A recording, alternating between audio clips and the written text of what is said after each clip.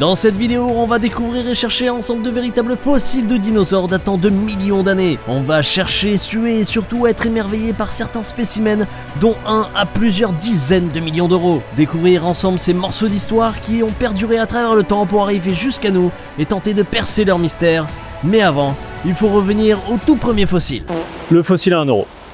Oui, je sais ce que vous dites. C'est de la merde. Non mais c'est littéralement de la merde. Vous avez vu ça? C'est une merde de dinosaures fossilisés. C'est de la merde de 100 millions d'années. Ça vous convainc pas trop. Bon ok, passons à la suite. Fossile à 100 euros.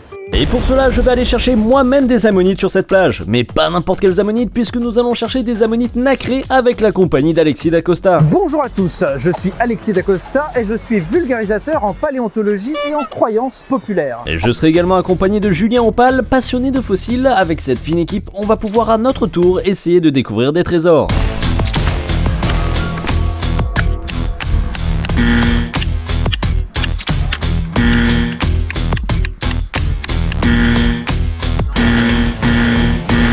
Putain de merde! Alors, pour comprendre pourquoi on tabasse quasiment que des cailloux noirs, une petite explication s'impose. Une fois morte, si une ammonite est vite ensevelie sous de la boue par exemple, elle peut échapper à la décomposition. Autour d'elle, les sédiments se transforment chimiquement et commencent à durcir avec le temps, et forment une sorte de boule de roche dure et protectrice autour de notre ammonite qui s'appelle un nodule. À l'intérieur, la coquille se fossilise doucement sur des millions d'années, c'est un véritable paquet cadeau qu'il suffit ensuite de casser en deux pour y découvrir la surprise. Et en parlant de surprise, quel ne fut pas notre étonnement lorsqu'on a découvert lors de nos recherches un obus de la Seconde Guerre mondiale. Malheureusement pour nous, pas de possibilité d'appeler les démineurs car la marée était en train de remonter et d'ici à ce qu'ils arrivent, ils seraient déjà partis. D'ailleurs, l'obus n'était plus là à notre retour. Et c'est pas le seul car durant nos recherches, nous avons également trouvé ce qui ressemble très fortement à une mine. Encore une fois dans les mêmes conditions. Faites très attention si vous fouillez et appelez la police dès que vous en trouvez une. Bon, avec tout ça, je vous ai toujours pas dit ce qu'étaient les ammonites. Les ammonites sont des mollusques céphalopodes disparus parents lointains des calamars actuels. En gros, ils ressemblaient à ça et vivaient dans les mers du Jurassique au Crétacé, soit de moins 201 à moins 66 millions d'années. Et je peux vous dire que même s'il y en a des millions à trouver à travers le monde, on en a quand même bavé à les chercher. Après avoir explosé des centaines de cailloux pendant plus de 12 heures, après des mauvaises surprises ou encore des rencontres inattendues, après être resté coincé sur un rocher pendant plus de 4 heures, nous avons tout de même eu de belles trouvailles, les fameuses ammonites nacrées. Les ammonites nacrées, c'est vraiment magnifique et je peux vous garantir que la caméra ne rend pas du tout hommage aux beaux reflets qu'on peut avoir avec n'importe quelle lumière. Et ça procure un bonheur aussi d'en trouver, vraiment essayez. D'ailleurs, si vous en voulez une, j'en fais gagner une sur mon Insta, alors n'hésitez pas à me suivre là-bas. Sachez que ces fossiles sont juste les premiers d'une longue liste que nous allons voir à travers cette vidéo et sans plus tarder, dirigeons-nous vers une nouvelle chasse de fossiles pour trouver des trésors à plus de 500 euros. Et pour cela, il faudra avoir l'œil car nous allons chercher des dents, mais pas n'importe lesquelles, nous allons chercher des dents de mégalodons. Et tout ça avec notre ami Valéoraptor. Et pour cela, nous nous rendons dans la carrière des phalanges gentiment ouverte au public grâce au département de Touraine. C'est ici qu'on va s'installer sous le soleil pour faire nos fouilles, mais trêve de blabla, voici une rapide présentation du mégalodon. Les mégalodons sont parmi, si ce n'est les plus grands requins que le monde n'ait jamais connus. Les estimations vont entre 14 et 27 mètres de long pour un poids allant de 50 à 100 tonnes de masse. C'est pour cela que leurs dents mesurent jusqu'à 19 cm. À côté, les dents d'un grand requin blanc ne mesurent pas plus de 8 cm. Autant vous dire qu'avec une telle denture, ils pouvaient manger des baleines et autres requins sans problème. Bon, je vais pas vous cacher que les fouilles ont été très difficiles à mener. Il faisait environ 35 degrés à l'ombre et ça tapait sec au soleil. Aucun réel moment de répit. Mis à part 2-3 trouvailles de dents de requin marteau assez belles, je dois dire, dont une que j'ai découvert en direct pendant qu'on tournait une séquence de remplissage. S'il vous plaît, petites dents. Dites oh oui! Oh! Alors, contrairement aux idées reçues, le mégalodon ne s'est pas éteint il y a 66 millions d'années avec les dinosaures non aviens. Oh non, bien au contraire. Le mégalodon est apparu il y a 23 millions d'années avec le réchauffement du Miocène, qui a combiné température élevée et abondance de nourriture pendant près de 20 millions d'années, ce qui a permis d'engendrer des super prédateurs comme le mégalodon. Malheureusement pour lui, il a disparu à cause d'un changement climatique au cours du Pliocène il y a environ 3,6 millions d'années. La chute des températures cumulée à la raréfaction des baleines d'eau chaude et à la concurrence des orques et requins blancs ont eu raison de ce géant des océans. Donc malheureusement, non, Jason Statham a 3,6 millions d'années de retard. Oh putain! Oh putain, les gars, j'ai trouvé! Oh! Mais c'est incroyable! OMG, mec! Wow. C'est la plus grande! Ah ouais! Acteur studio? Je ne sais pas jouer. Je n'ai pas fait les cours Florent. Bon, voilà ce qui s'est vraiment passé du coup. Vas-y, je l'enterre où? Je l'enterre vers là? Je l'enterre en tout ça? Ouais, en fait, tu mets sous une couche 5 cm à peu près. Allez, maintenant, Acteur Studio. Attention tout le monde. Oui, malheureusement, malgré plus de 10 heures de fouilles en 2 jours, nous n'avons pas trouvé de dents de mégalodon sur le site. C'est pourquoi nous sommes partis faire un tour du côté du musée du Grand Pré-Sydney qui nous a gentiment ouvert leurs portes pour qu'on puisse se mettre face à une réplique d'une mâchoire de mégalodon taille réelle, et je dois dire qu'on se sent sacrément petit à côté. Déjà que moi je suis pas très grand, si même les requins s'y mettent, j'en ai pas fini. Voici la plus grande dent que j'ai pu trouver, celle d'un requin taureau, et voici celle qu'on cherchait, celle d'un mégalodon. Ouais, il y a une sacrée différence. C'est mission à moitié échouée, on fera mieux la prochaine fois. Allez, palier à 1000 €. Bonjour, je suis Séraphin et je suis chercheur dans les laboratoires d'InGen. Vous savez, nous chercheurs avons besoin de constamment repousser nos limites. Et ça, nous ne pouvons pas le faire sans un bon repos. N'est-ce pas Sylvain ? C'est pour ça que chez InGen, nous avons opté pour les matelas Emma. Grâce à leur robustesse et douceur, leurs matelas au rapport qualité-prix imbattable seront ravir vos nuits pour les passer les plus calmes possibles. Vous pouvez aussi dès à présent prendre un surmatelas premium qui transformera votre matelas en un véritable petit nuage. En plus d'être très confortable, il est thermorégulant, ce qui vous permet d'absorber la chaleur du corps, ce qui favorise un sommeil très profond. N'est-ce pas Francis ? Vous voyez ? Il dort déjà très profondément. Vous retrouverez sur leur site internet un large choix de matelas, oreillers et accessoires pour tous les goûts. Chez InGen, nous les avons tous testés et nous les recommandons absolument tous. Et vous savez quoi ? Ce sont les 10 ans d'Emma. J'espère que le parc et notre société va durer aussi longtemps. À l'occasion des soldes d'été et de cet anniversaire, ils font donc leur plus grande remise jamais proposée, un pack avec matelas plus accessoires à moins 60% cumulable avec le code ScienceCoder qui apporte 10% de réduction supplémentaire sur les produits en promotion jusqu'au 22 juillet. Et faites comme moi. Dépensez sans compter. Offre uniquement valable en cliquant dans le lien en description ou en scannant le QR code qui s'affiche à l'écran. Et pour le palier à 1000 €, je vous propose de dépenser sans compter. Et plus de budget pour le costume. Tout est parti dans la 3D. Bienvenue dans les laboratoires d'InGen. Et oui, comme dans Jurassic Park, je vais moi aussi essayer de savoir si c'est possible de récupérer de l'ADN sur un moustique dans de l'ambre. Vais-je pouvoir recréer des dinosaures et construire mon propre parc grâce à de l'ADN de moustique ? Sauf que ça marche pas comme ça. Et non, dommage. Déjà pour commencer, il faudrait savoir c'est quoi de l'ambre. L'ambre est une résine d'arbre, souvent de conifères, durcie par évaporation des huiles, puis enfouissement et fossilisation sur des millions d'années. Celle-ci, du fait de son côté collant, peut piéger beaucoup d'insectes, d'araignées, de pollen ou de petits vertébrés qui, face à cette résine antiseptique, déshydratent leur organisme et le scellent rapidement, limitant la décomposition. Voilà pourquoi on les trouve dans un état quasi parfait. Même si l'ambre fossilise les insectes de manière presque optimale, en conservant leur état presque d'origine, qu'en est-il de leur ADN à l'intérieur ? Est-ce qu'il est conservé lui aussi sur des millions d'années comme dans Jurassic Park ? Malheureusement, non. L'ADN est quelque chose de très fragile, même bien conservé, il se dégrade avec le temps. La chaleur, l'humidité, les radiations naturelles, dont notamment les UV, finissent par fragmenter notre ADN. À cause de tout cela, l'ADN a une demi-vie d'environ 520 ans, c'est-à-dire que tous les 520 ans, l'ADN perd la moitié de ses informations, et ainsi de suite. 520 ans plus tard, la moitié à nouveau, 520 ans plus tard, la moitié, ce qui fait qu'au bout d'un moment, il ne restera plus grand-chose. En théorie, un ADN peut durer dans les meilleures conditions possibles, à savoir dans des froids extrêmes, aucune luminosité et aucun mouvement, approximativement 1 million d'années. Du coup, on est très loin des dinosaures les plus proches de 66 millions d'années qu'on veut réanimer. Et encore, ce ne serait même pas un ADN complet, mais des fragments. Pourtant, on a déjà essayé, croyez-moi, mais toutes les tentatives pour récupérer de l'ADN viable dans des insectes enfermés dans de l'ombre ont tout échoué, même sur de l'ambre de moins de 10 000 ans. L'ADN étant trop fragmenté, il est impossible de faire quoi que ce soit avec. Et histoire d'en rajouter une couche, l'ADN se détériore plus vite dans des milieux oxygénés, et je vous le donne dans le mille, à l'époque des dinosaures, le taux d'oxygène était bien plus haut qu'aujourd'hui. Voilà, histoire d'être bien sûr que c'est mort de chez mort, voilà, un petit peu comme moi si je reste ici d'ailleurs, donc je vous laisse, allez, palier suivant. Et le palier suivant, c'est celui à 10 000 € et vous allez avoir un petit air de déjà-vu car c'est le fossile qui a ouvert la vidéo. Waouh. Ça c'est un beau tas de merde.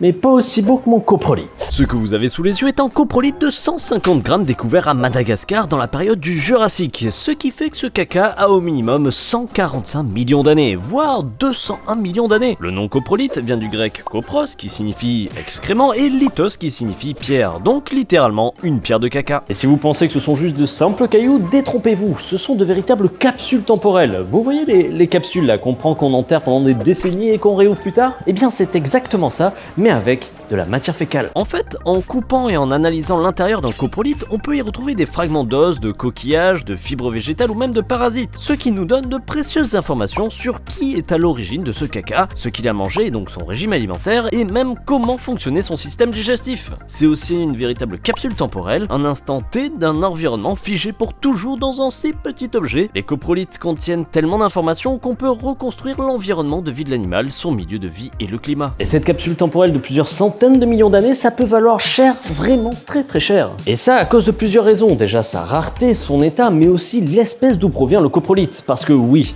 un caca de T-Rex vaut beaucoup plus qu'un caca de Gallimimus. Je pensais vraiment pas dire ça un jour dans ma vie. Le spécimen le plus cher de coprolite a été vendu aux enchères à 10 370 $, et il a été présenté comme le plus long spécimen de coprolite jamais proposé aux enchères, avec une longueur de 102 cm.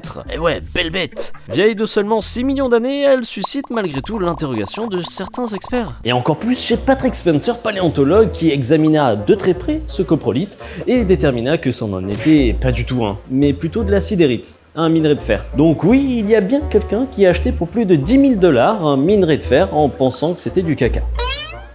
Et pour notre prochain palier, nous allons rajouter un zéro de plus pour atteindre les 100 000 € et même un petit peu plus, puisque nous allons aller jusqu'à 230 000 €. Et si je me trouve devant le panneau Hollywood, c'est pas pour rien, c'est parce que c'est bel et bien une star de cinéma qui a réussi à acheter aux enchères un crâne de Tyrannosaurus bâtard. Revenons en 2007. À cette époque, dans une salle d'enchères, un certain Leonardo DiCaprio s'installe et attend de pouvoir faire une offre sur un magnifique crâne de tyrannosaure. Et oui, il faut savoir que dans les passions de Leonardo, il y a les fossiles de dinosaures, ce qui est marrant parce que c'est vachement vieux quand même, comparé par exemple aux meufs qu'il a, qui sont généralement très jeunes.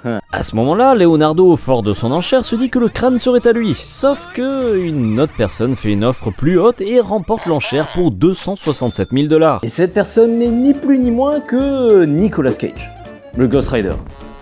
Et ouais. Oui, Leonardo DiCaprio a perdu face à Nicolas Cage. C'est donc ce dernier qui repart avec son tyrannosaure bâtard sous le bras. Ah, attendez, j'entends un truc ?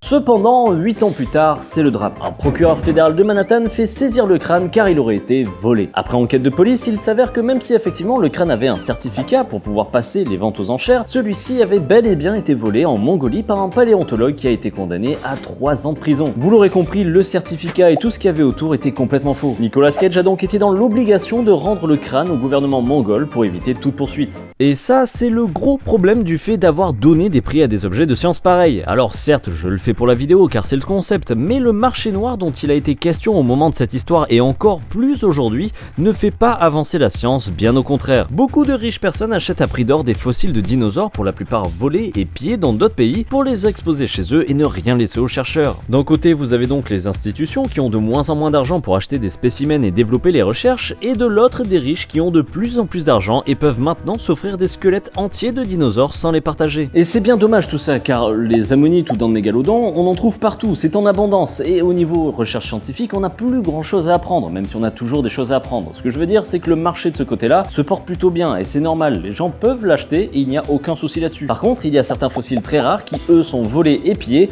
et c'est eux qui sont importants pour la recherche scientifique. Bon, sinon, trêve de discours, et si je vous disais que Leonardo DiCaprio a quand même réussi à acheter un truc? Dans les alentours de 2008, celui-ci a acheté une tête de mosasaure, un géant des océans, pour la modique somme de 35 000 $, soit 31 000 €. Sauf que, voilà, Leonardo, il a d'autres cibles en tête, bien plus grosses, et le problème, c'est qu'il y a un crâne de mosasaure qui lui encombre le salon, et vous allez jamais deviner à qui il va revendre son fossile. Nous sommes en 2009, et Russell Crowe, acteur du célébrissime Gladiator, vient boire un verre chez Leonardo DiCaprio. Il s'installe et picole bien comme il faut à la vodka. Après avoir dit entre deux discussions que le crâne de mosasaure de Leonardo était magnifique, celui-ci répliqua qu'il pouvait lui revendre à prix coûtant. Et c'est ainsi que Russell Crowe repartit avec un crâne de mosasaure sous le bras et 35 000 $ en moins. Ah là là, c'est beau d'être riche. Enfin, riche mais pas pour longtemps, car moins de 10 ans plus tard, Russell Crowe divorce. Des problèmes financiers vont l'obliger à organiser une vente aux enchères afin de payer son divorce. Résultat, un heureux s'est offert le crâne de mosasaure pour 70 000 $. Ce qu'il faut retenir de toute cette histoire, c'est qu'il ne faut pas surenchérir ou racheter un fossile de Leonardo DiCaprio, car ça porte malheur. Et à vous les problèmes financiers. Et les soucis financiers, il ne faut pas en avoir, puisque nous allons rajouter non pas un, mais 2 zéros supplémentaires depuis notre dernier palier, pour arriver à plus de 40 150 millions d'euros. Le fossile le plus cher jamais vendu de l'histoire, oui,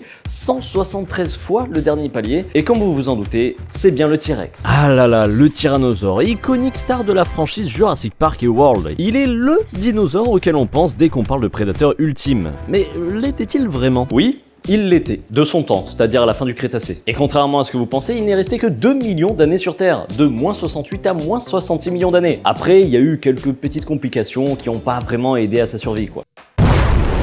Le T-Rex, contrairement aux idées reçues propagées par Jurassic Park, était très bien adapté à son environnement. Il avait une très bonne vue et arrivait à percevoir la 3D grâce à ses yeux en avant. Donc non, sa vision n'est pas basée sur les mouvements. Il pouvait se déplacer à environ 25 km/h, voire un peu plus lors de ses périodes de chasse, donc il court bien plus vite qu'une femme en talons ou qu'un homme en chaussures de sport. Et ses petits bras n'étaient pas inutiles, bien au contraire, ils pouvaient chacun soulever dans les 200 kg et leur petite taille était un avantage évolutif lors des repas de groupe par exemple, notamment pour éviter de perdre un membre par inadvertance, un petit peu comme chez les crocodiles. Malgré tous ces clichés qui ont un petit peu nerf le T-Rex, il n'a jamais été aussi populaire et ça attise la convoitise des riches. Comme The Rock par exemple, oui, encore un acteur hollywoodien, qui possède, comme vous pouvez le voir derrière lui, un crâne de T-Rex. Bon, je vous rassure, The Rock a démenti avoir acheté un vrai squelette puisque ce crâne est la réplique de celui de Stan le T-Rex. Le vrai, lui, a été vendu aux enchères en octobre 2020 pour 31,8 millions de dollars, soit 27 millions d'euros à l'époque. Ah, si vous avez lu le titre de la vidéo, vous avez peut-être tilté, car 27 millions, ça fait pas 40 millions. Car oui, je ne vous ai pas menti, Stan le T-Rex était bel et bien le dinosaure le plus cher jamais vendu de l'histoire.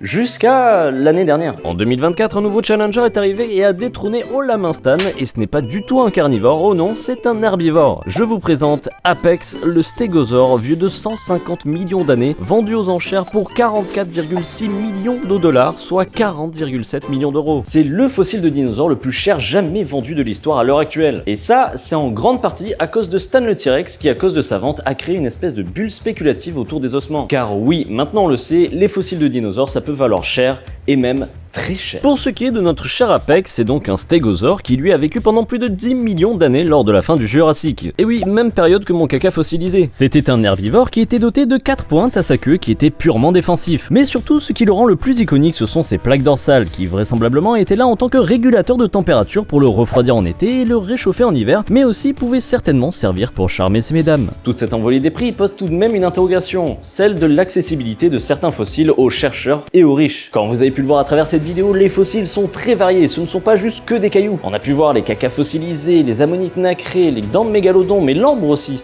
Mais il existe tout un tas d'autres fossiles exceptionnels, comme par exemple des fossiles en pyrite. Toute cette vidéo était un portail pour vous faire intéresser au moins un petit peu à ce patrimoine exceptionnel que nous avons sur Terre. Merci beaucoup de m'avoir suivi dans cette aventure, n'oubliez pas de liker, de commenter avant de partir, et si vous voulez d'autres épisodes sur le même concept, n'hésitez pas à me le dire en commentaire. C'était Lenny, à très vite pour de nouvelles vidéos. Salut! Et je vous rappelle que chez Emma, c'est les soldes d'été, mais aussi leurs 10 ans. Profitez de moins 10% supplémentaires aux offres actuelles jusqu'au 22 juillet avec le code ScienceCoder, alors foncez!